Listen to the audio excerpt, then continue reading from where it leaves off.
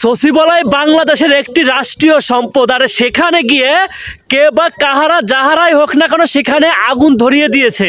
এখন আমার কথা হচ্ছে, সচিবালয় তো যেমন তেমন পাবলিক যাইতে পারে না, বা এদের মতো পাবলিকও সেখানে নট অ্যালাউ, আমার মতো পাবলিকও সেখানে নট অ্যালাউ। সেখানে হায়ার সিকিউরিটি আছে, সিকিউরিটি আছে না?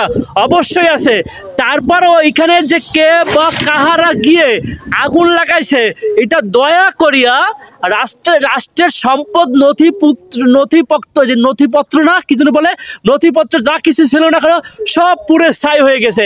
এমনকি দেখতেছি যে নাহিদ ও হাসিব সাহেবের যে দুটো রুম আছে, নাহিদ ও হাসিব সাহেবের তারা যেখানে বসে, সে রুম নাকি মানে পুড়ে গেছে। অথেন্টিক ভাবে জানি না, যাই হোক, তাই যারা করেছে আমি বলবো যে ওইখানে যারা চাকরি করে, সচিবালয় যারা চাকরি করে, যারা পাহারাদার আছে, যেগুলো সিসিটিভি ফুটেজ আছে, এইগুলো দয়া করে ভালোভাবে ফুটেজগুলো চেক করুন, তাহলে ধরা পড়বে।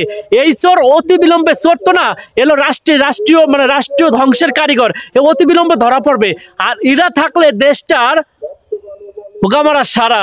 এদের দয়া করে গ্রেপ্তার করুন এবং জনসমক্ষে উপস্থিত করুন যে এরা রাষ্ট্রের কত বড় ক্ষতি করতে পারে। এরা রাষ্ট্রের সচিবালয়, যেখান থেকে রাষ্ট্রের সকল কার্যক্রম হয়, যেখানে রাষ্ট্রের অনেক নথিপত্র, যদি ঘুষ খায় ঘুষের নথিপত্র, যদি হালাল খায় সে হালালের নথিপত্র, কে বা কারে কি চাকরি দিচ্ছে, সিল সাপোর্ট, সব কিছু টোটালি আছে। দয়া করুন এগুলোর গ্রেপ্তার করুন, সব বেরিয়ে আসবে। এরা এইগুলো যদি একে একে গভীর রাত্রে গিয়ে এই যে আগুন লাগাইছে, এইগুলো যদি এখন গ্রেপ্তার করতে না পারেন, তাহলে বুঝবো এখনকার উপদেষ্টা যারা আছে এরা আনসাকসেসফুল, এরা ব্যর্থ। আর যদি ব্যর্থতার শিকার যদি না হতে চান, তাহলে অতি বিলম্বে দয়া করে এইগুলো গ্রেপ্তার করুন এবং জনসমক্ষে হাজির করুন এবং বিচার করুন, আইনের আওতায় আনুন। নেক্সট টাইমে যাতে এরা এরকম কিছু না করে।